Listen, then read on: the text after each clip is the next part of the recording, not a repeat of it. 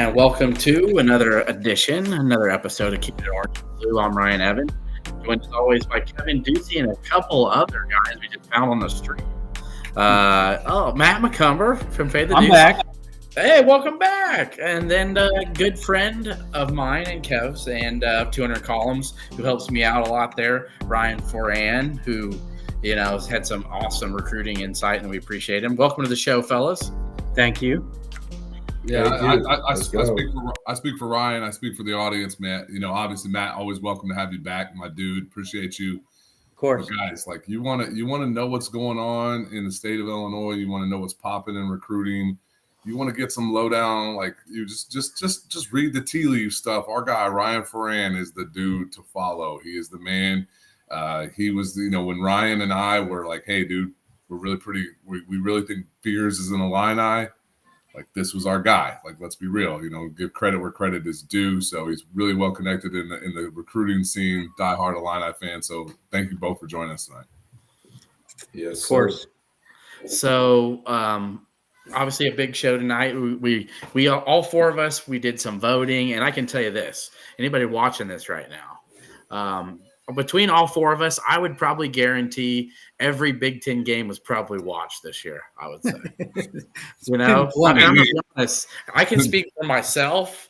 I watched every Illinois game twice, and then I stay up late watching all the games and previews. And I got Big Ten Plus, so I go back and watch the replays from the day before. And I can't speak for Kev, but I know he stays up late. So I'll watch Mountain West, baby. Mountain West is where it's at. I know Matty Moe over there makes money on some Mountain West basketball late night. Every single Friday and Saturday night. That's right. And Ryan, I think it's a great league. You keep up with it too. So. Oh yeah, I don't miss anything, man. I catch all these games. If I miss the game itself, I'll catch the rewrite, or and then there's always the Draftmatic. That's my go-to on YouTube. Draftmatic does like the summary game. Kind of like the old Matthew Loves Ball, except Draftmatics, there's a little bit more stuff to weed through, but you can get through any game. So if there's any game that you're ever thinking, man, wish I'd caught that, he'll have it within 24 hours, and he's got all the shit cut out. Wow, that's dope, dude. I didn't know about that. That's dropping knowledge here. Yeah, no, that's a good one, man. I'm all over that stuff. That's where I spend a lot of time is YouTube. So with that said, appreciate you guys liking and retweeting this. Everybody on there, we do appreciate it, and subscribing to the shows. This is the biggest one we've got. So for the year, we might have another big one next week after the brackets are done, and maybe Illinois is hosting a Big Ten tournament title. But Illinois just gets done 73-61 in Iowa City, a huge win for a couple of different reasons. I think even if, seeding in the NCAA tournament wasn't at stake, who wouldn't, what Illini team wouldn't we want to go win and hearing ILL-INI chants on senior night in Iowa City? Does it get better than that, guys? Not for my money. I mean, there's a lot of teams I love to beat in the Big Ten, but Iowa is 1-2 right up there. And anytime you get a chance to go into Iowa City and get out a Big Ten win, you take it. I'm 45 years old, dude. They took my joy of Illinois basketball and where we were going and what I knew of as a program, right? From like sure did. What was it, 82 to 90? We were a 5 seed at worst that entire stretch time. It might have been a 6 seed somewhere in there, but like we were 1 through 4 seed for the most part, that better part of a decade. We just came off a Final Four run. We are the sexiest thing in college basketball. We invented the baggy shorts. Sorry, Fab Five, you didn't do that. We did that before you did. And sorry, Fab Five, you wouldn't have existed had it not been for Bruce scumbag ass Pearl and convincing Deion Thomas, because Juwan Howard was going to come to Illinois. Absolutely. And that's all wrapped up in Iowa and the nonsense, and we can drag that thing up. So, dude, anytime we beat Iowa, and especially when we beat them in Carver Hawkeye, I take great pleasure in that. And furthermore, not only did we beat them in Carver Hawkeye, we smacked that ass. We shut off their water, and we reached into their soul, and we took their NCAA hopes, pulled it out of their chest, and stomped it on the floor. So, how's the NIT feel? I mean, and obviously very true. The defense is why they won. I think getting out to that 31 or 30-9 start obviously set the tone, but we saw a little bit of a lull there offensively for about 10 minutes. And let me tell you, two things stuck out to me. Obviously, Shannon with 25, he's an All-American. But seeing Quincy Guerrero get back to that guy, Guerrier, who's the double-double, who was a machine in January, seeing that guy being dominant on the glass. 14 and 13, aggressive offensively. That's the guy we need. And he really showed up tonight and had some big boards, some big putbacks, and he's keeping the defensive honest when he's taking those open threes, and he's going to make 35 to 40% of them, which I'm okay with him shooting. And absolutely. With that, I have to piggyback Ryan Ferran. Your thoughts maybe on Dane Danjo looking. I love to see him. His free throw stroke looks a lot better too. Yeah, I thought Dane played a great game. I've just been sort of waiting for the Dane game. I think we all have been waiting for that game where he just pops off. And, tonight Marcus was kind of slow, for the first half. He was really slow. I think he had 3 points with 10 minutes left in the game, which is he was bad. He was really bad for a while. Well, he's 1 for 9 at one point, and then he started hitting those circus shots.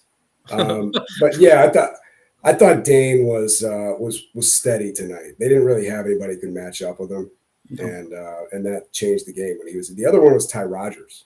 Ty didn't play much against Purdue, and Ty I thought was a big factor. A quiet 7 and 8. 7 and 8. Yep.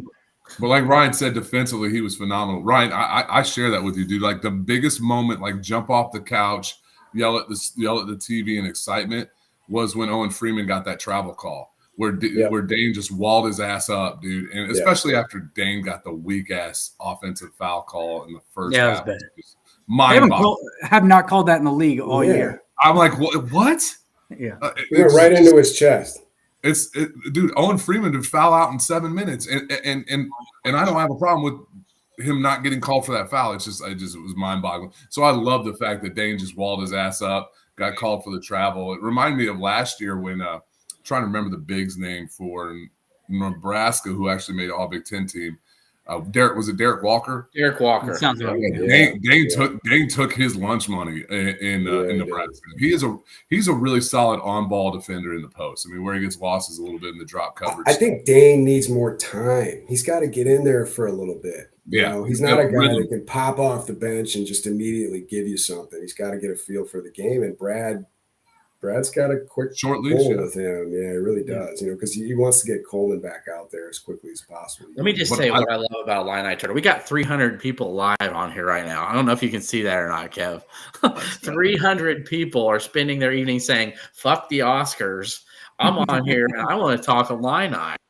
Well, because we went from a couple ugly dudes to 2 good-looking dudes and 2 ugly guys. So I think that's what happened, man. You just got to push the camera further away, man. That's here's how you get look. Yeah, there's how you get better looking right there. Yeah, exactly. So there's a lot of 2 Ryans at the bottom of the screen. It's just that energy, maybe, I think, Right. But so with that said, big win.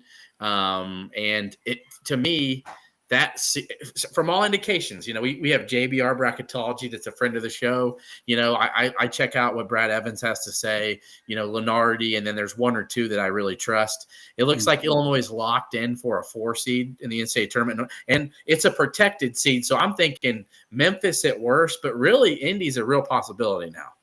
I think because Kentucky has moved themselves up into a 3 seed. Yeah, so on that 4 seed line, Kansas is back to that 4 seed. Yeah, I agree. Yeah, Kansas is to a 4 seed, and now Hunter Dickinson may be out. Yeah, right. And McCullough might be out too. Yeah, so that's what I'm saying. Illinois could move up to that 3 seed. Kev, I saw what you're cooking. The 3 seed with if Illinois takes on, it looks like Ohio, I'm going to be honest. Ohio State has a lot to play for. If they can beat Iowa Thursday night, then they're saying, we've got 20 wins, and we can get 21 if we can beat Illinois, which is a quad 1 win, which is really putting them in that conversation. So I honestly expect it's Ohio State.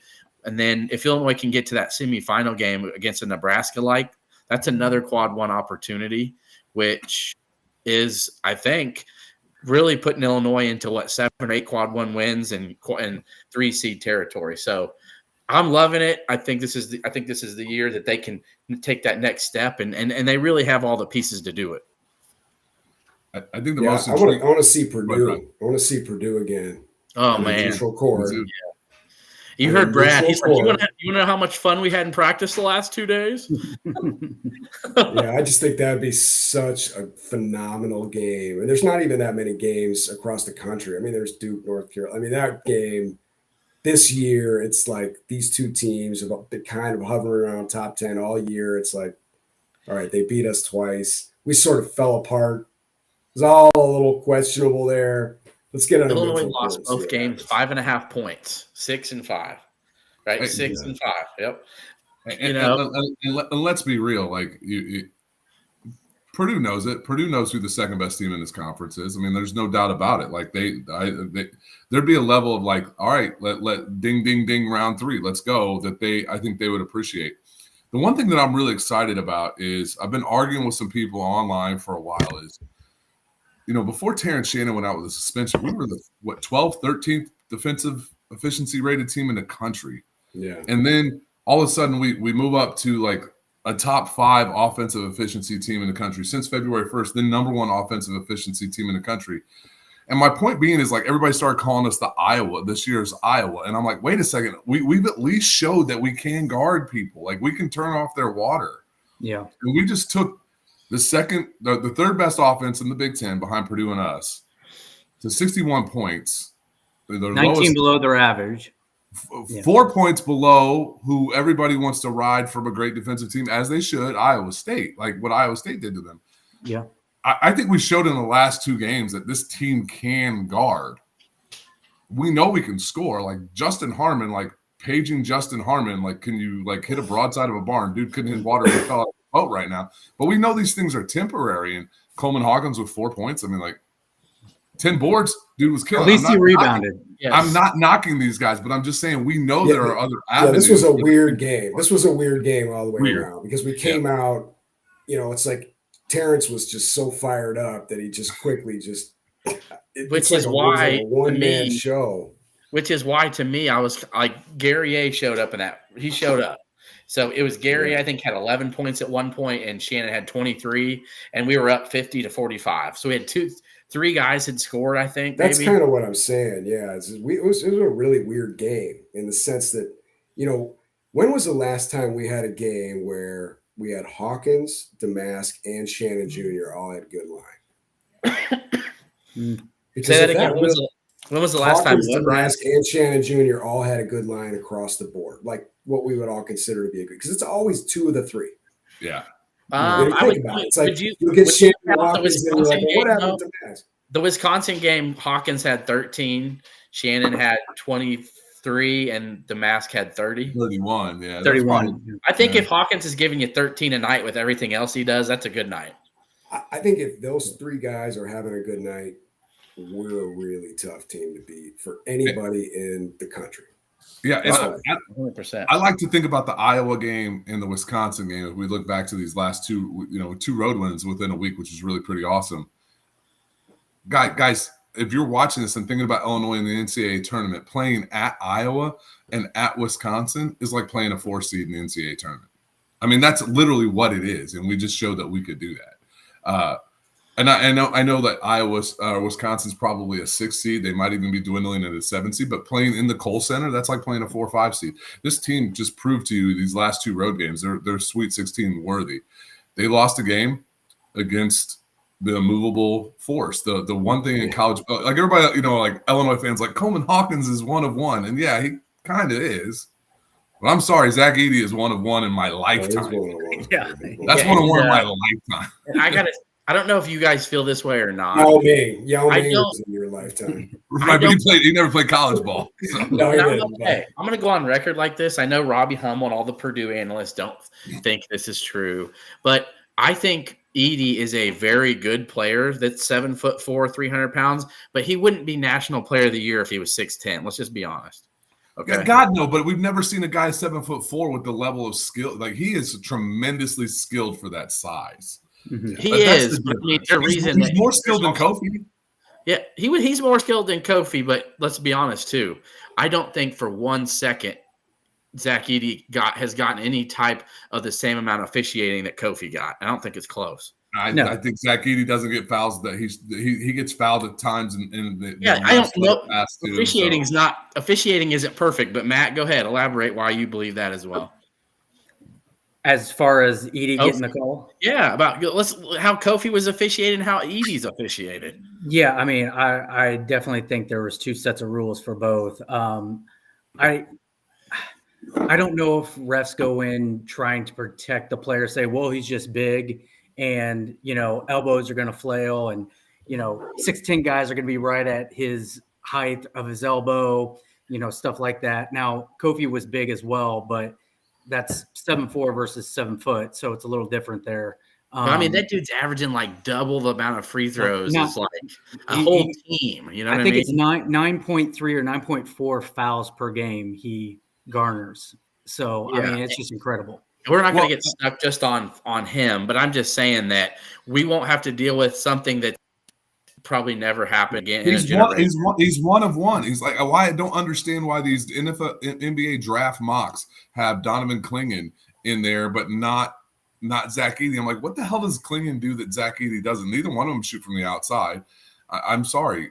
So he's more mobile. That's the biggest thing. Is Edey's what's in my opinion the biggest difference between Edey and Kofi is that the way Kofi played was he was a better athlete. So the way that he would move, he would kind of sometimes look like it was his fault, like he was initiating contact, like he was doing things, and therefore the refs were less likely to give him the benefit of the doubt.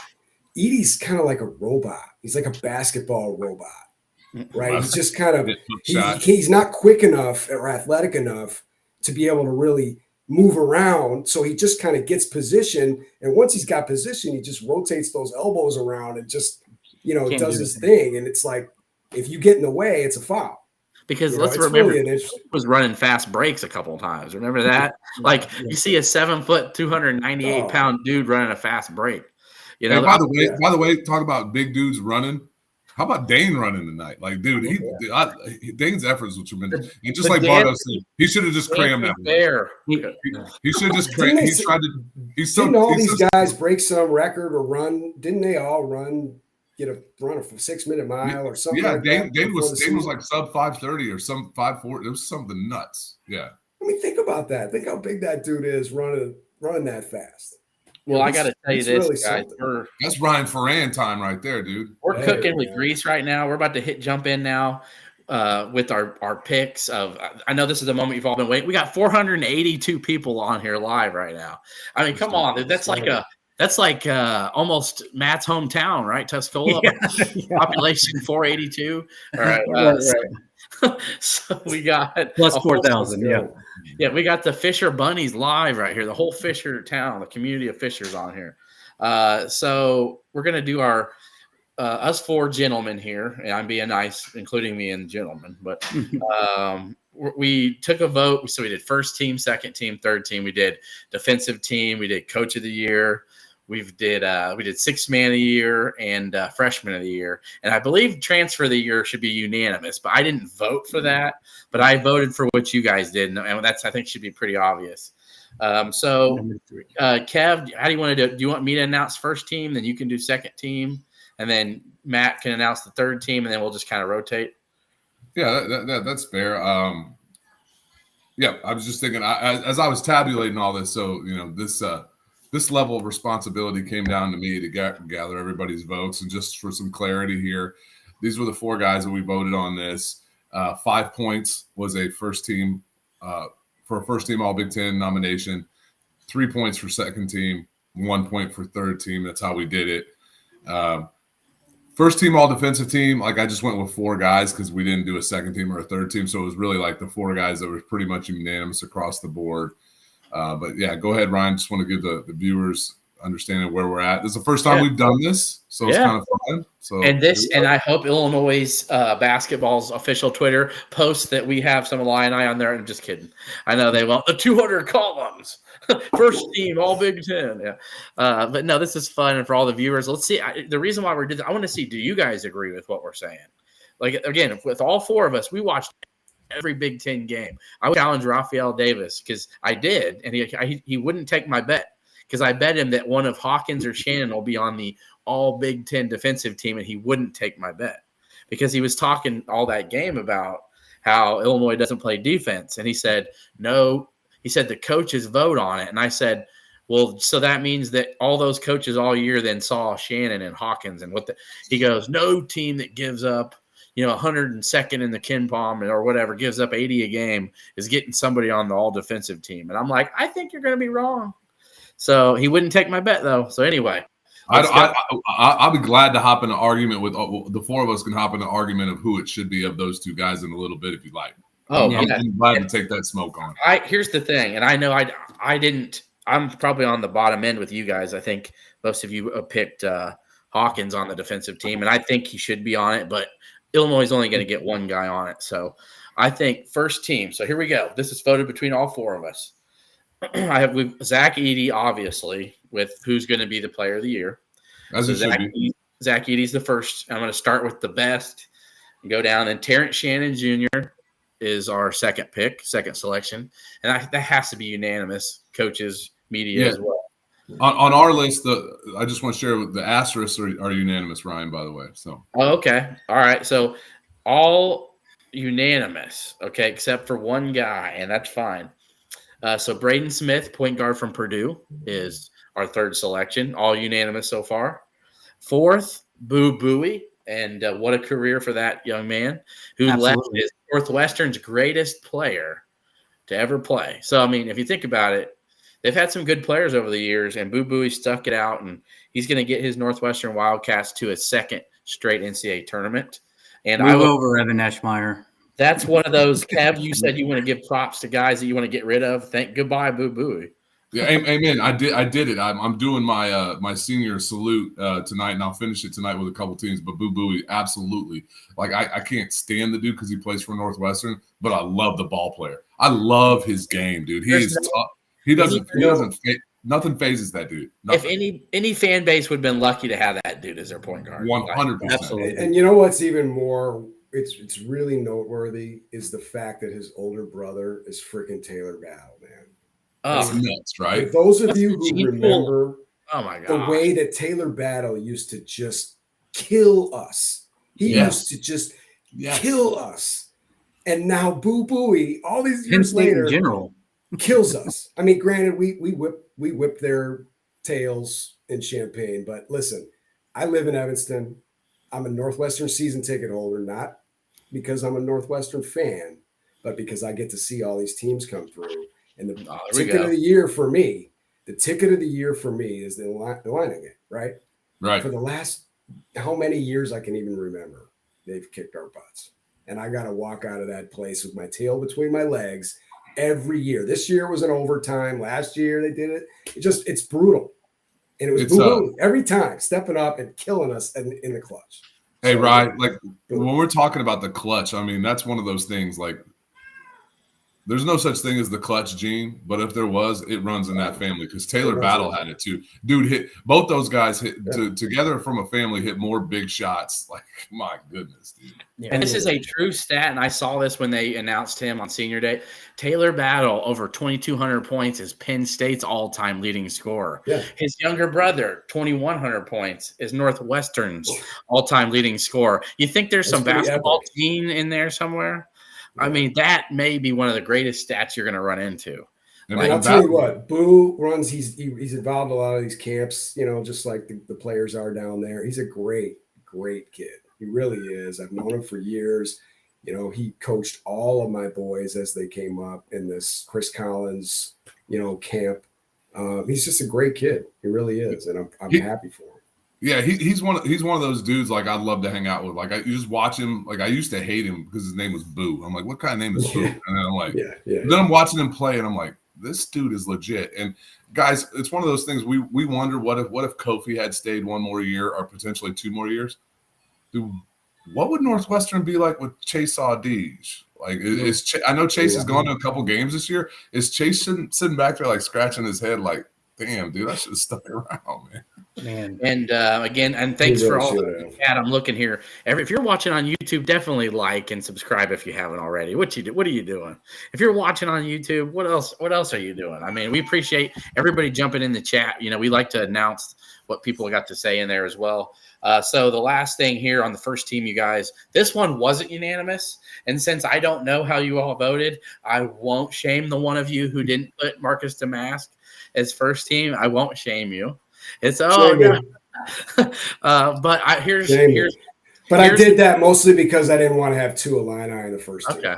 That was my and look, you know ball, so there's no shame. But I'm going to go ahead and explain why I did, and then we'll get to the second team for Kev. Marcus Damask, I think, was 4th or 5th in the conference in the Big Ten play in scoring. I believe he was 4th. And so finished the season at 16 points per game for the season. But inside Big Ten play, I believe he was right at 19. Right at a little over 19 points per game, which was like 3rd or 4th, and when Terrence Shannon was out, he carried the load. And even when Shannon's been back, he's been the man 2 or 3 times, which helped carry and propel Illinois to big wins. So I feel like he's a deserving first team performer. Kevin, second team.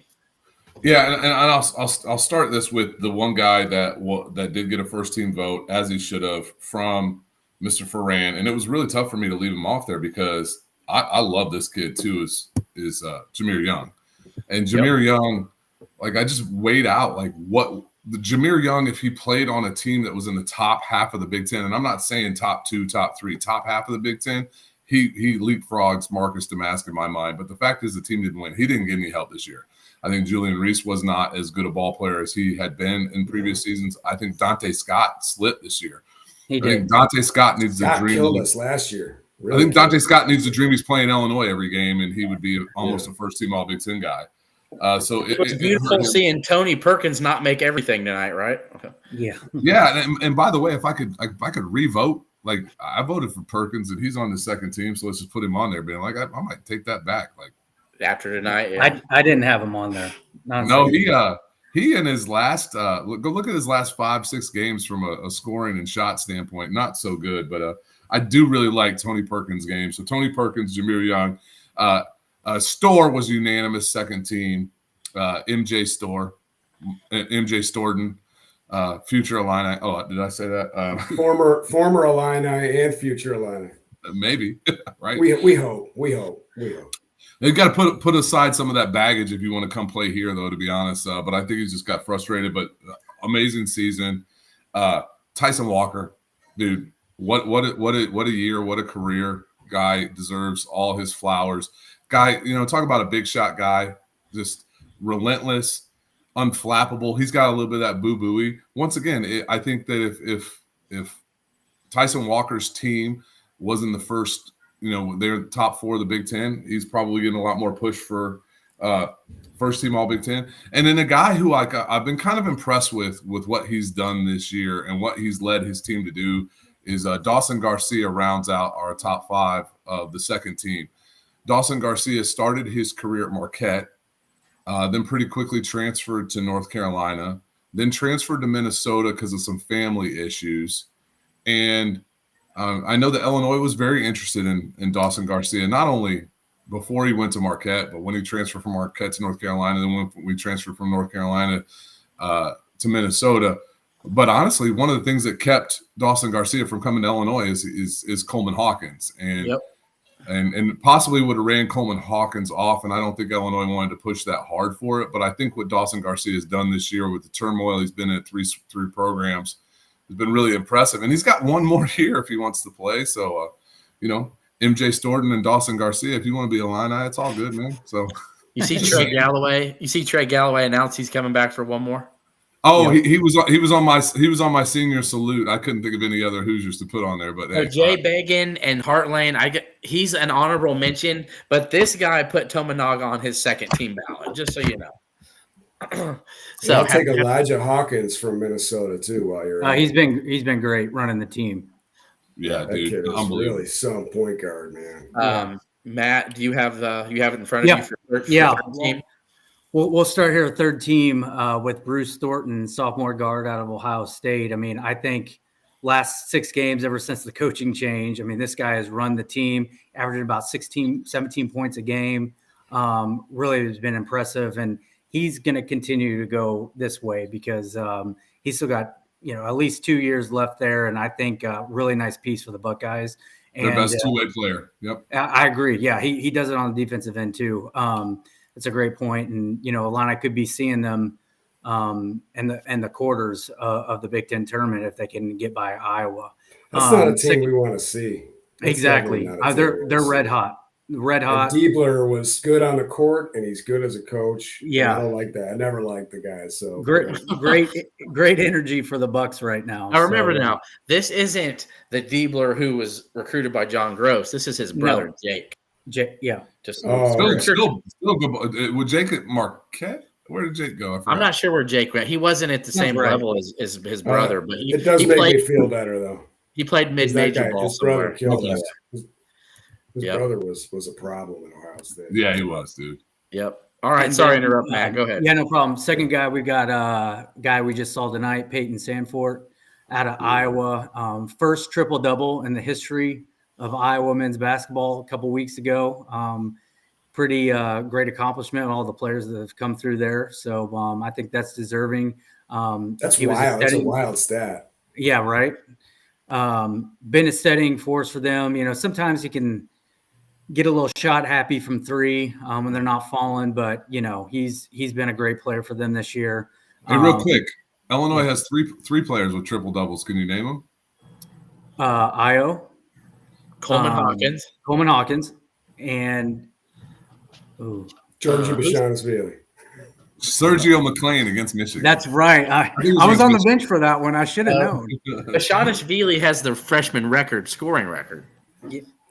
39 against Rutgers. I was really just kidding, but yeah, that's good. Yep. I think you're going to hear Coleman Hawkins' name again soon. I feel like, and it's coming up right now. Coleman Hawkins, third team. Just what he's meant for this team, just offense and defensively. Didn't have the greatest game tonight, but can guard 1 through 5. Really skilled. Taking his game to another level this year for the Illini, and I think he's deserving here on this third team. And then we got Ace Baldwin Jr. out of Happy Valley, Penn State. Really dynamic guard, transfer with Mike Rhodes from VCU. Really runs the team well, can score in a variety of ways. And this dude is a dog on defense. And he kind of reminds me a lot of Chester Frazier a little bit on the defensive end. Trent. Trent. The Frazier brother. Yeah. Yeah. So he's just not a one-way guy. He plays he'll give you a full 40 and make you earn it. And then last guy on our third team is Ware out of Indiana, and transfer from Oregon. Man, he had 26 and 11 on Wednesday, came back today with 28 and 12, and the winning free throw against Sparty at home. And Indiana, 4 in a row. This dude is a pro. He will be in the NBA. He'll be gone after this year. Yeah. 6'11". He's uber athletic. Has really come on of late. I think he's deserved it. He's taken his game to another level. And so, we'll give him some props in the honor of 200 columns here, keeping it orange and blue, third team, all Big Ten. And I want to say something about Ace Baldwin. Illinois was pretty, from what I know, Illinois was pretty active when he decided he was going to transfer from VCU. Now, granted, he followed his coach, and I respect that to Penn State. But, man, Ace Baldwin on this Illini team? Ooh, man. Missing piece there. Just think of on the defensive end. We were after Khalil Ware too now. 100%. Yeah, 100%. Yeah. So, I mean, and you can see the text, Ryan. Do you want to name the honorable mention list and then the coach of the year? We'll give you the coach of the year too. I don't have it. I don't have the official one in front of me. Why don't you skip me and I'll come back. Okay. It's in our 200 columns text. Kevin sent it. Okay. So we just did first, second. third. I got it. Okay. Okay. Here we go. So our honorable mention list and coach of the year. Honorable mention list. Well, yeah, this is a good one. Let's go bottom up. Brooks Barnheiser. Yep. Northwestern. This is a kid who, interesting story about him, but he's from Northwest Indiana, coach's kid, always wanted that Indiana offer, always wanted that Purdue offer, and they never came. And Collins chased him down, recruited him. He committed. He's in the Big Ten, and he's a problem. I mean, he's as much of a problem as any of those, kind of similar type players coming out of Northwestern. He reminds me of Marcus Damask a lot. Very similar games. Yeah. All right. So Brooks Barnheiser, I want to chime on this. I can't stand the dude because he plays for Northwestern. I would love him if he was on Illini. Dude, there's a level of and I'll just say it because I'm not afraid to say it. If you're a white dude who grows up playing basketball, and if he's like the white dude that played on the playground with nothing but black dudes who try to punk him, and there ain't no punking that dude. Is just he's the dude that got his nose bloody and is didn't even call fouls. What's up next? I respect his game. So he dives on the floor. His hair it looks like he sticks his finger in an electrical socket before he runs out. His hair is all just standing on end. And God bless him. Is he a perfect Hoosier with that mustache? He's he's a big, strong dude. When you see him in person, I've met him a couple of times, and you feel I'm kind of God, I'm kind of a wuss here, when you stand next to a man like that. Sounds like Steve Blake for a minute, Kevin. Okay. It's like a nasty white dude that you don't want to mess with. When he was throwing hands. He's just bigger and stronger than you think he is. He's got really broad shoulders. He's just a big, strong dude. The next one is Mast. Yep. Rink Mast from Nebraska. Rink Mast from Nebraska. He was a problem when we played him. I know that. Transfer from one team that I did not follow a lot of it is Nebraska. But or no, it was a Bradley against us. He was at Bradley. Yep. Bradley from Bradley. Yep. Battle. He was a problem. Yep. And honestly, I didn't vote for Jamison Battle third team, and here's the reason why. I hate guys that transfer in conference. It just drives me nuts. Unless you're coming to Illinois. Can you imagine Jamison Battle spending one more year at Minnesota? That's a tournament team. Yeah, that's a tournament team. And that's why they booed the shit out of him, because they were they're right on the edge of it. They needed a guy who had some experience, because they've got young guys on those wings, who don't really play defense that well. And you see, even though one's going to be going to the league probably, and he might stay, but I mean, Christie, and then you have Mitchell. The transfer. If your starting five is Elijah Hawkins, Cam Christie, Jamison Battle, Dawson Garcia, Pharrell Payne, I mean that's in top 3-4 Big Ten all starting five, and then you're bringing Mitchell off the bench as a flame throwing. He was the missing piece on that team. I didn't care for that. So. Okay, we'll hurry up and we'll get to it because Matt's got to go here in a few minutes. So, and we had Tomi Naga, correct, Ryan? Yeah, that's right. All right, that's correct. Tomi Naga, and he was a second. And Tomi Naga, I mean, come on, who doesn't love Tomi Naga? That guy was something else. He looks exactly the opposite of what a basketball player looks like when we close our eyes and think about basketball. He's absolutely a problem on the court. And he's got one. I mean, he's like Steph, man. The guy is just he really is unlimited range. It's and Ryan, I'll be honest, we made this vote before the weekend's games. He cooked Michigan for 30. I might 30. I would say he had a 30 piece today. Hey, I did the MJ against Portland when I watched the game today. I'm like, I put Tomi Naga in there, but whatever. When you're a shooter like that, like he is, I mean, you can go out for 30. I mean, it can happen. And I encourage everybody. I encourage everybody, if you can, go find the Big Ten Journey episode with him on there. If you don't fall in love with him and his family, and it's just really impressive. And that's a lot of smiles. A lot of smiles. Yeah, that's another one. You're short. you're a minority on the hardwood. Like, he's tougher than a $2 steak too. I respect the crap out of that dude in his game, man. Absolutely. So Ryan, with the drum roll, who is our coach of the year? It's got to be Freddie Hoiberg. The mayor. Yeah, the mayor. It's got former Bulls. I loved him when he was with the Bulls. I loved him when he was coaching the Bulls. I've loved him all the way through. I think I would say it was like this much over Chris Collins and Matt Painter. I think, Chris Collins last year won for the exact same reason that we picked Fred Hoiberg. Northwestern was picked 12th last year and finished fourth or second or third, Sure. and then this year Nebraska was picked 13th, and they're getting a double bye, and they're the 3 seed. They have 22 wins. They lost their 2 best players, and he's just done a heck of a job with a lot of the same guys.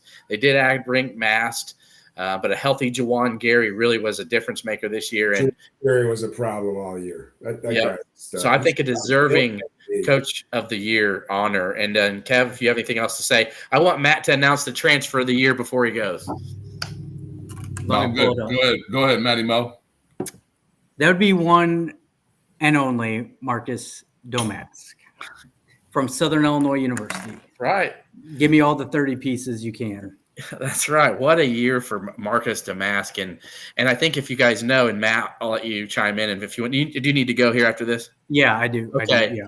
Have you not noticed, Matt, how every year, these last 3 or 4 years, Brad Underwood's been killing it in the transfer portal? He's been great. Year after year, he has one of or 2 of the top 15 players in the league. Shannon last year and Meyer, 3rd team, right? Yeah. The year before that, we had Alfonso Plummer on the 3rd team.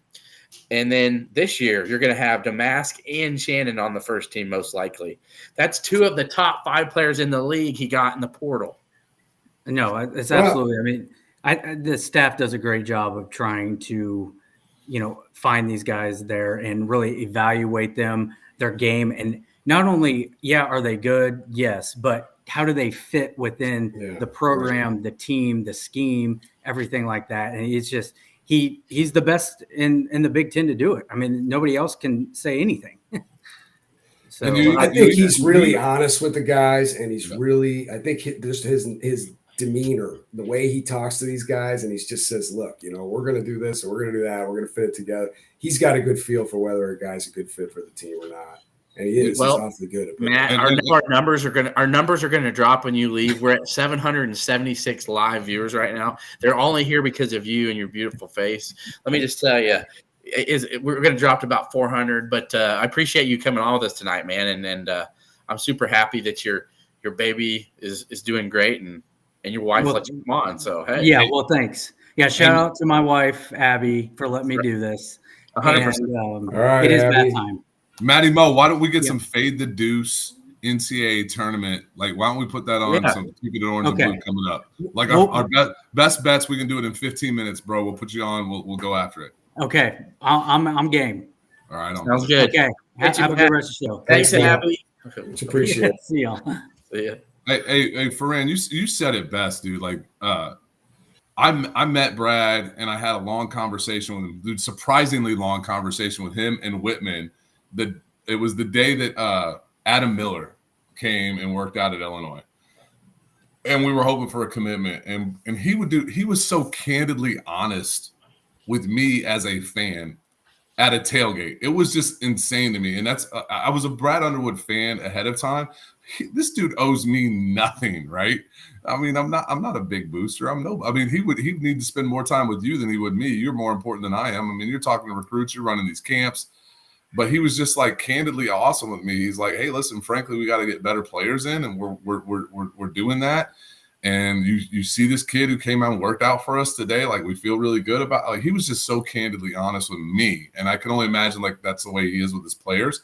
And if you want to talk about transfers and where they're at, as we're talking about an all Big Ten team, had Quincy Guerriere not had like this February regression, like we would be arguing about this dude for second, third team all Big Ten. He was a double machine, and we saw that we saw him like wake up a little bit. And I'm not knocking Quincy. Like, there's a lot of things that go on with being a young dad. I mean, there's a reason I had my first kid at 35, like, because I knew I needed to grow up. And so Yeah, Brad's done an amazing job. You look at these guys. Matt Meyer had a career year at Illinois. Terrence Shannon's 2 best years have been at Illinois. Marcus Damask averaged more points in the Big Ten than he did in the Missouri Valley last year. Like Alfonso Plummer, I don't know if he was a all Pac-12 performer at Utah, but he certainly was at Illinois. I mean, like there's levels of this that teams are noticing. Also, the way that we're giving guys the reins. And it's pretty. I mean, we're going to be really active in the portal this year as well, so it's exciting. It sounds like, without naming names, that the staff, is very confident in what's going on, and not necessarily that they've got them locked in. Can't say that anyway, but that they've got guys that they had already previously dealt with that they know that, hey, if this situation isn't the fit that they want, that they're going to go back to the well. Look at Quincy Guerrier, you guys. We went after him 3 times. Yeah, I'm just saying, like, third time can be the charm. And Right. For anybody that's really been delving deep, and, you might be on a pay side, or you might have a friend that knows what's up, or you may have watched this show, names out there that we discussed last year that are going to be guys that are going to hit the portal again. And I can promise you the staff's going to go after them. And there's going to be at least 4 or 5 guys they're going to get in the portal this year that they're going to do a really good job with. So Our guy Kedrick Prince said it the other day. He said Illinois is in the blue blood category of transfer destinations and NIL right now. Man. It's and I can confirm, from my connections with various folks out there that the same is true from a recruiting standpoint. We're competing on the same stage that any of those guys. The only program that still holds, I guess Duke a little bit, and Kentucky. Kentucky is always kind of Kentucky to some of these kids. They grew up with it. They saw it. They all know NBA players who went there. That's really that's the next step for Illinois. If we can start getting a few IOs, it starts to become an annual thing that a guy goes to the league out of Illinois, the story's over. Hey, Ryan, with that in mind, right, IO has shown in 2024, specifically calendar year 2024, has really stepped up with the Bulls. I think is like 15 a game. A legit starter in the NBA. And he's a guy that Billy Donovan trusts, and he wants at the end of the game. Where do you think that Coleman and I personally, from what I see, I think Coleman and Terrence Shannon's games are better suited for the NBA, but I also thought, I'm sorry, I think Billy puts the Bulls don't run. The Bulls don't run at all. And Iowa is built running. But do you see Coleman and Terrence's games transition to the NBA pretty well from your perspective? This Ryan? Yeah, dude, you're the ball. Yeah, absolutely. You got to clarify what Ryan now. Come on, dude. Yeah. I'm not talking football. I think they're 2 very, very different players, right? But yeah, I think more so Coleman, in my opinion. I think Coleman's got an incredible NBA game. He's just such a good passer as a 6'10", 6'11" guy. Once he gets comfortable, gets a little bit stronger, and figures out how to take advantage of opportunities and mismatches, and he's kind of that Draymond Green role of the guy that's maybe he's not the best scorer on the team, but he's the guy that's always going to be in the hockey assist position. Yeah. Terrence is just downhill Terrence, man. He's got to get his right hand to be as dangerous as his left.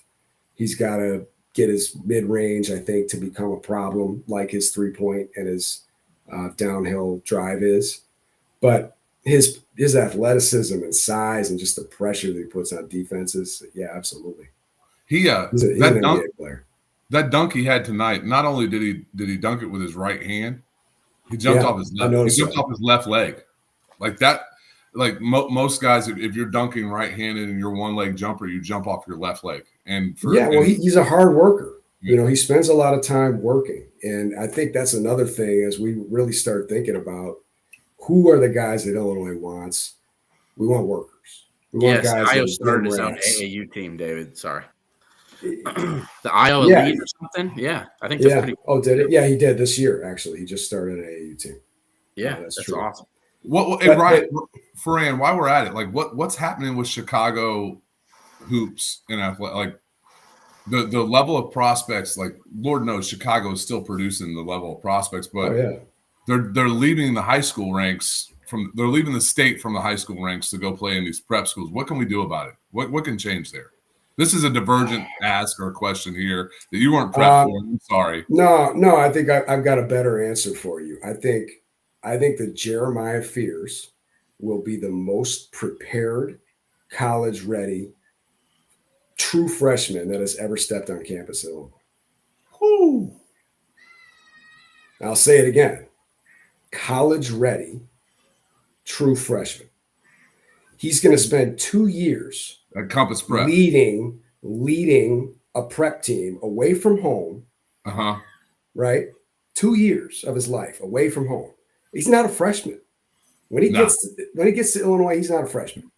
He's not wet behind his ears like a lot of these kids. I hate to use Adam Miller, but Adam Miller's senior year at Morgan Park, he was a superstar. Everybody loved Adam Miller, right? He gets to Illinois, he was humbled very quickly. The stage gets really big, really bright, really fast. And these true freshmen in particular, they don't make it. They don't play. I mean, look at Dre. We all know DGL. He's a great player, right? The reason he's not playing, though, is because, in my opinion, is because he's not quite ready for the stage yet. I think that by the time, and he's not a true point guard. That's the other problem. No, he's a scoring guard. He's a scoring guard. But exactly, but Nico gets more minutes because where we need help, and I've talked to come out there. I've talked to his mother about it, and at the end of the day, I'm going to let her be her. And we haven't talked as much lately, but I think she's been handling social media a lot better. But I've talked to her about some things too about the DGL situation, and I say, Brad knows what's going on in practice a lot more than us, and I can tell you that Moretti is not playing more than DGL because they don't like Dre or it's fit. If Dre can't play, it's point guard stuff. Yeah, listen, it's an IQ thing. Yeah. The truth is, we can talk about it all we want. He played on Indy Heat Jim Rats back in the day with Jeremy Fears Jr. And Jeremy Fears Jr. was the starting point guard. DGL was the 2. He was not a 1. He's never really been a 1. Now, just because he's the littlest guy in the court, he's supposed to be the point guard. It doesn't work that way. That's not how basketball works. DGL is a 2-3 type player who just happens to be not 6'5" or 6'6". He's got that type of athleticism, though. Oh yeah, it's one of those things that bothers me about Illinois fans is when DGL gets on the floor and they're frustrated when he takes a shot, and I'm like, guys, that dude. That's why he's there. He's wired to put the ball in the bucket, dude. He's 100% scorer. If you watch him drive to the basket, dude, he has a NBA type of, like, the way he cups the ball and he protects it. You just watch it. You can just tell it's different than other people when they drive. And if you're Brad Underwood, you can't turn that off, because when he finds it, if it's at Illinois, and I certainly hope it is, watch the hell out. And I honestly, like, this kid has grown so much in my eyes from we had him on the program, Ryan, in like October, maybe after the Spain trip. Mm-hmm. And I was just really impressed with his maturity. But furthermore, like, dude, he was the most geek guy in that locker room post Wisconsin, and you watch the Illinois celebration video. He's not suffering right now. He knows what's up, and he shouldn't be. He shouldn't be. I really. So to get back to the question, Kevin, and the question was, how do we keep kids in state? Let me put it this way: we don't want our kids to stay in state. And I hate to say this. It hurts me to say this. Okay, which is why Merez wasn't a burger boy. Chi-Town Showcase is my thing. I'm all about promoting Chicago area talent. I'm all about it. But if it's a kid who's coming to Illinois and I want him to be college ready day one, I want him going to prep school as a junior and a senior. Well, why don't we have prep schools? We do. There's prep schools here. Well, why don't we have a Compass Prep or a Mount Union? Like, why are we not in Illinois? There's a lot of educational politics. Okay, that's fair. There's also just educational freedoms that are taken in some of these prep schools that are in Florida, IMG Academy and AZ Compass Prep. These schools are very focused on sports, My ultimate point is that I think that these kids. Merez is a great example. I think Merez is an absolute superstar. He's going to be a superstar in Illinois, and he will be a Big Ten stud before he heads off to the NBA. I think that Merez should have gone and played at a prep school as a senior. I think that Thornton, he may have wanted to stick around home for whatever reason. He should have gone and faced that next level of competition for a year. Especially when his coach left at St. These officials in state could not figure it out because let me tell you, the dude was always in foul trouble. And I'm thinking, this dude at this level and he's this good can't stay on the floor. But imagine if instead of that, this season, guys, he had this whole year going against 5 stars, going against Montverde, and going against AZ Compass Prep and all these kids that are the best of the best that are 6'9", just like he is. Right now, he gets to Illinois and he's like, "Hey man, I've been doing this. I've been playing against the best of the best 6'9" guys for a year." But instead, he's dominating at the high school level so that Thornton can do well. And every now and again, he faces a Laven Somerville. He faces a Jaheim Weber, a couple guys that are big enough to give him, what that experience is going to be like when he gets to college. But, a guy that has a really strong opinion about this is Jeremy Fears Sr.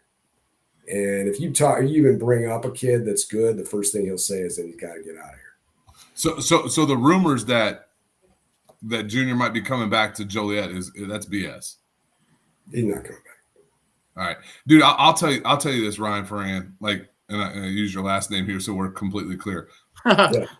I think this last 8 minutes has been arguably the best 8 minutes of Keepin in Orange and Blue in the history of our show, because it's such a different perspective that we just don't get, and that you get, my friend, and you have been so open. We have our Twitter chat thread. Now we have our text thread. Anytime I've asked you something, no, you'd be like, "Hey man, no, this is that. This is this, dude." I can't thank you enough for being a friend of our show, man, for real. Absolutely, man. That was because that's a perspective that, dude, like I said, I'm 45 years old and I miss the days of when I was a kid, going to Assembly Hall and I'm watching Rashard Griffith and Jamie Brandon. And I wouldn't watch Marcus Liberty. I was 8 years old. I'm watching Marcus Liberty play and these guys there. And we miss that. And we know that Chicago is I get it, man. High school. Chicago's producing more NBA players than any other city in the nation. And we're seeing Illinois State high school basketball is not what it was because these guys are somewhere else, but you're telling us that it is. And I get that, man. It's the same way. It's a top-down thing, guys. I mean, really look at it starts with the portal and all the way down. Yeah. So, now we're at a point where if you guys want to come up, I've invited Ryan previously to come up to the Chi-Town Showcase. We're doing our unsigned senior event in 20 days on March 30th in the gym at 167 Green Street. I got David. I'll be in Dallas watching Illinois play in the Sweet 16. Well, there you go. All right. I got Juice Thompson. I got Sam Franklin. I got a couple guys that are coming to teach the kids. And who has Northwestern's scoring record in the Big Ten tournament? Yes, the Big Ten. Not only Northwestern's, he has the Big Ten tournament single game scoring record. All right. That's up. Juice. That was in Conseco Fieldhouse. And Juice is about 5'8". And I might be generous right now. Hey, he was a pesky guy that I didn't like either. Oh, yeah, I hated that dude. He is such a good guy, guys. I mean, he is a salt of the earth. You should have him on the show. I bet you'd love him on the show. He's love to have him. And like I said, I didn't hate it. I hated him because he played for Northwestern. That's it. Oh, for sure. No, he's a salt of the earth guy. He's phenomenal. But anyway, the point is it's tough, man. I mean, we have all these kids out. We're trying to promote them. These college coaches don't want high school kids anymore, guys. They just don't. I mean, I'm going to be as real as I can be. If you're really, really good, you're going to go, right? And we had a kid out of Evanston, this kid, Josh Thomas, okay? He's 6'7". He can absolutely jump out of the gym. He can shoot threes. He can do all this. He had 0 offers coming at the end of his senior year, all right? So we had a showcase, this unsigned showcase for him at the end of last year. Western Michigan ends up seeing some of the tape, gives him an offer, tells his dad, we'll redshirt him. They bring him in. He's at the school for 6 weeks or so, and they're like, we got to break this red shirt. He's the best player on the team. Turns out he's the best player on the team. Now he's starting at Western Michigan, right? Still, true freshman. There's only one more year of this, right? This COVID transfer portal. Well, there's one more. There's one. Yeah, but it's the COVID thing is going away, but this transfer thing is just staying forever. The portal's Which to staying me, though, forever. Ryan, I don't have to say that because you're Ryan and I'm You don't Ryan. have to say that, yeah. So, Ryan, to me, though, at least that COVID thing's broke, but also after this year coming, to me, though, these guys that you're just talking about, this Josh kid, he's going to be transferring from Western Michigan in 2 years. I almost guarantee it. Oh, He might absolutely. transfer this year. Yeah, that's what I'm He might saying. transfer this year. So these He might mid-majors transfer this year. guys But this is the point: is there's Yeah. no loyalty at any level, right? So the guys that bring you in as a freshman, they're not really committed to you. They're thinking, if this guy's a superstar, then maybe he makes it. If not, he just goes, and we'll get another guy next year.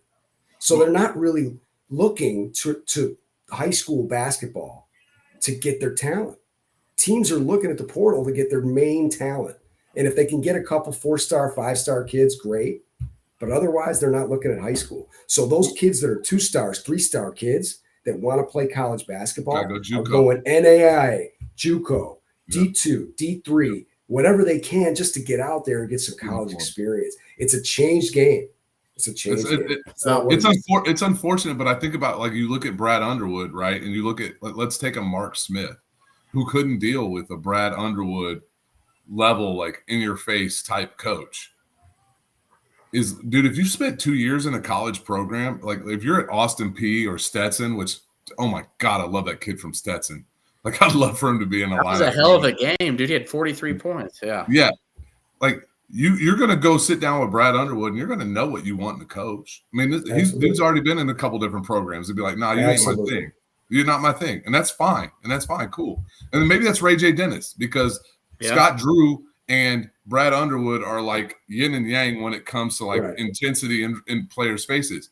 Like, Scott Drew and Brad Underwood are actually friends, and, like, they get along great, but they're just different in the way that they attack that. And so that's one of those things that I think, to add to Ryan's point, not only have we looked at these college kids are paid now. And so when you start adding money to it, there's never been loyalty in professional sports. It's always been about dollars. And so now when you add dollars to college sports, there's no loyalty. And then furthermore, you take a state like Missouri where kids in the high school can get NIL money.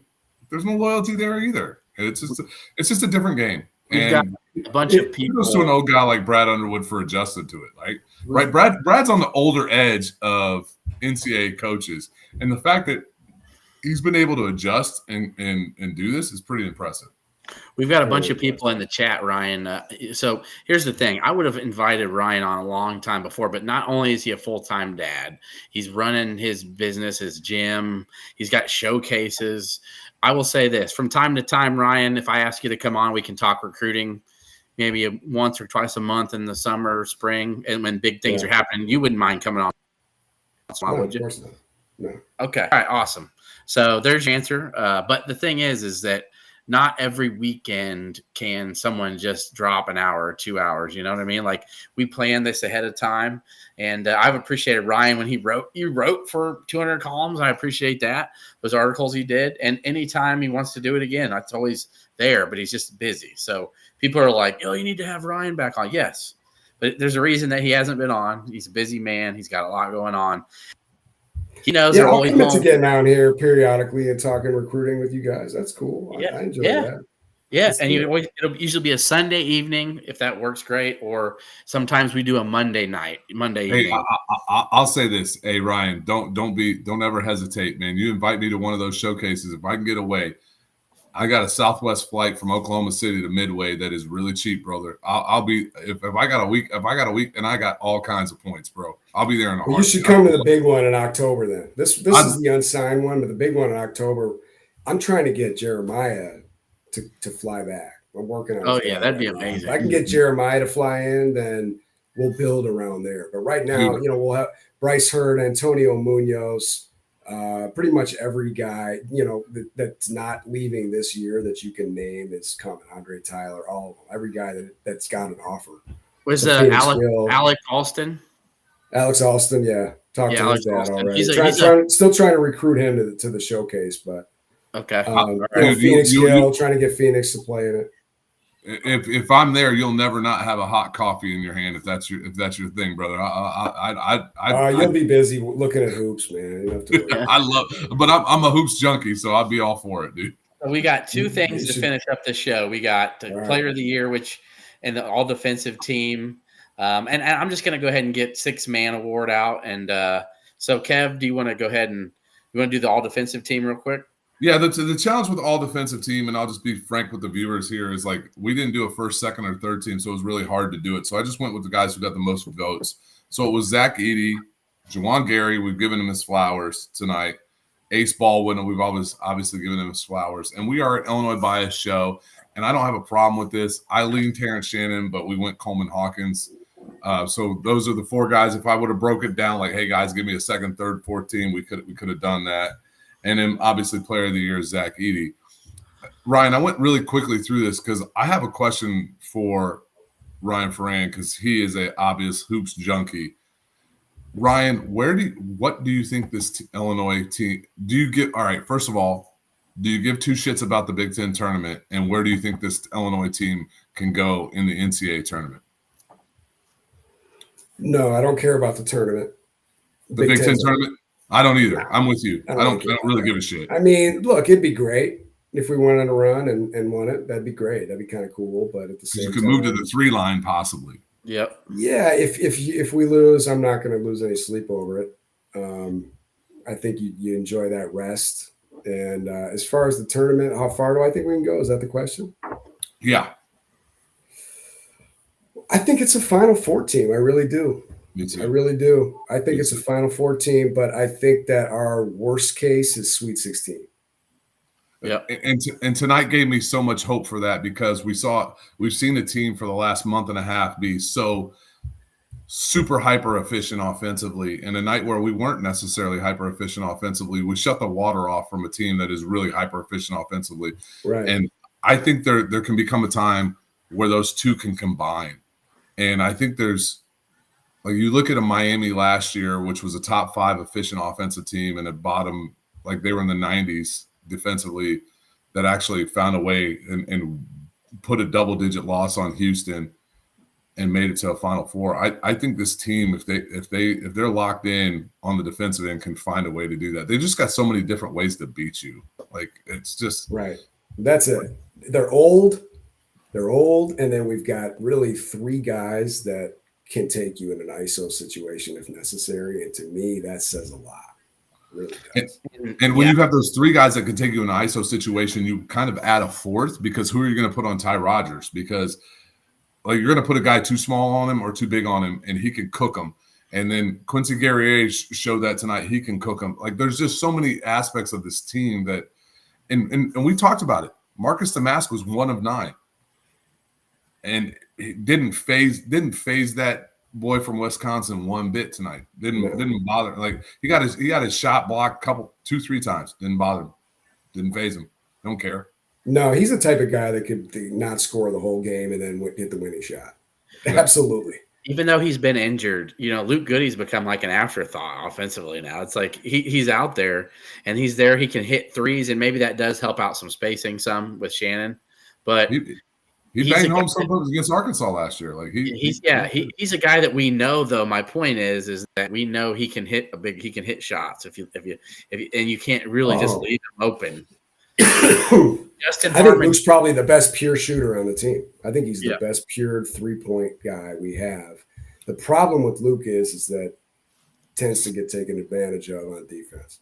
This is my thing. I think about Illinois. If they can win their first game, it's really tough in a 1-game scenario if you're a coach to figure out a way to pick on them.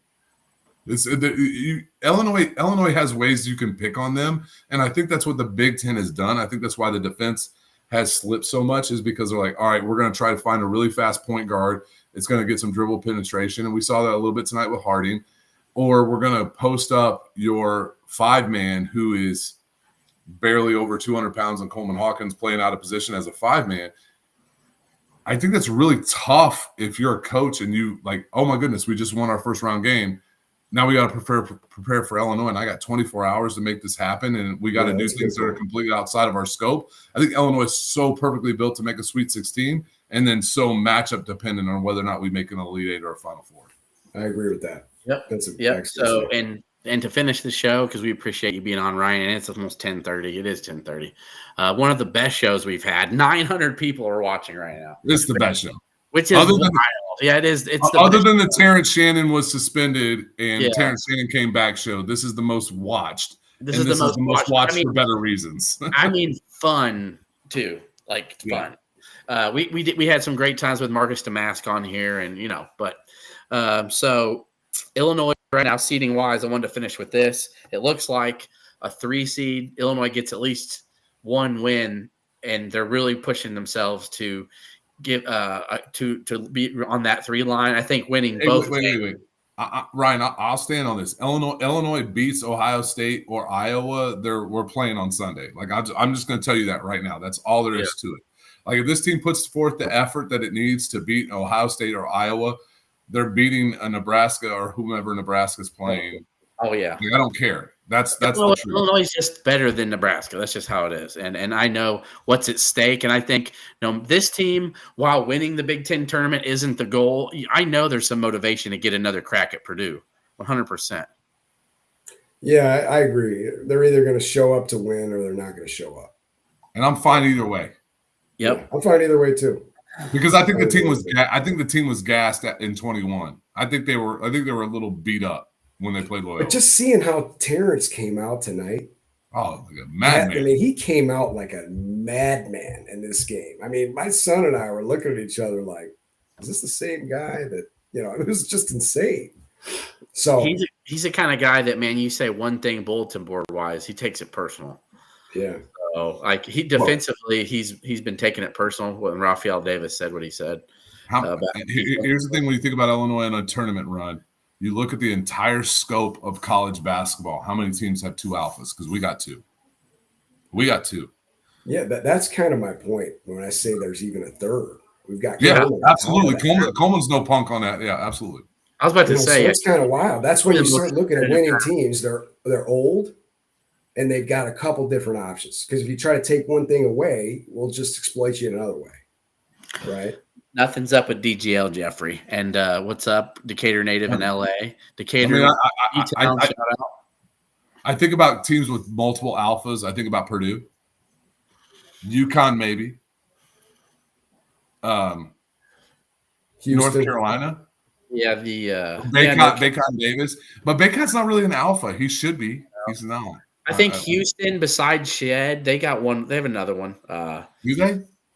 I'm trying. Okay, I got to go down their team. I can't even name half their players, but I know that. But defensively, they've got some dudes. They got 5. They got 9 dudes. Yeah. When you got dudes like that, you got somebody else that can step up, and you're just going to go, "Who's that guy?" And he's going to have the game of his life against Illinois. Right? We all know somebody has the game of their life against Illinois. I feel like Kelvin Sampson enters, the transfer portal like a Von Mar or a Bergner's, and he's just like, yeah, where's the biggest, toughest motherfuckers you got? Like I think honestly he rolls out super athletic too. No. This is what happens is Kelvin Sampson rolls up in neighborhoods. He rolls up his sleeves so everybody can see his Rolex. He drives his Bentley or whatever there, and he's just waiting for the dude to rob him. He's like, "You want to play some college basketball? Like, you want to steal the basketball? Like, because them dudes are like, you got some hood ass dudes. That's what he does, dude." And Forrest Fritz. This is chump change. You want to make some real money, right? LJ Cryer is not an alpha. Like LJ Cryer is a really good basketball player. He's not an alpha. Okay, well, hey, look, Forrest Fritz hitting up with some names. Man, I told you I couldn't even name half their team because they got new guys every year. Like it's like an NHL, line squad. Dude, they're gonna bring a 6'9" dude off the bench with super long arms. They're gonna poke on you. Like that's just who they are. So anyway, awesome show, Ryan. Thanks for coming on. I think as the April deadline comes, more transfer portal gossips coming. Definitely some 2025 news. Maybe the next month, who you think could be the next one to join Jeremiah? Because I know he's helping. He's recruiting hard for the class of 2025. The Denmark. What's the gentleman from Denmark? The 7-footer. Hold on. Yeah, it's so confusing to me because his name's somewhat similar to like. There's so many of these guys, different names, and no, it's Andreas Holst. Yes, Andreas Holst. Andreas That's Holst. for you all to watch. He's 7 foot from Denmark. Him and Jeremiah have already kind of linked up. They're talking. They love each other's game. And Jeremiah's like, "Yo, man, you need to come join me. I know Illinois is going to be working to get a visit." And it sounds like a Jeff Alexander special if it's a European kid. So, hey, Ferran, any chance we got? Any chance we got on this number 1 player in the Fears Kids class? AJ DeManza. Yeah. There's always a chance. I think he's one of 2 kids that's got an NIL deal with Nike right now, 2 high school kids. Where do you think Nike's going to push him? I mean, that really, at the end of the day, we've all got to ask ourselves that question. One of the bigger programs right now. We're not quite that well. Yes, Illinois is a Nike school. Yeah, right. He and Jeremiah are buddies. We're not North Carolina. Day, though, do we have the same NIL opportunity? Kentucky. Carolina. It's probably going to be Kentucky or Carolina. It's going to be one of those schools at the end of the day. Yeah. But he might visit. I think there's a good chance he'll visit with Jeremiah, which will get us all a little bit. Breaking news: Russell Wilson to the Steelers. Wow, that's fun. That feels like getting traded there. That's what our buddy Sean Garner, who's a loyalist. I feel like if there was a tornado or a hurricane in that guy's house going on, he'd still be watching Keepin Orange and Blue through it. He wouldn't evacuate. He would be watching live, and we appreciate you, Sean. So with that said, it's late. Illinois has been great, 14-6 in the conference, 69-31 in Big Ten play in the last 5 years. Your 2 seed in the Big Ten tournament, and a team that we can all be proud of. That's going to do it. Thank you again, Ryan Ferran. Absolutely. Appreciate you, Kev. Swap me out. Thanks for having me on, guys. Appreciate it. ILL.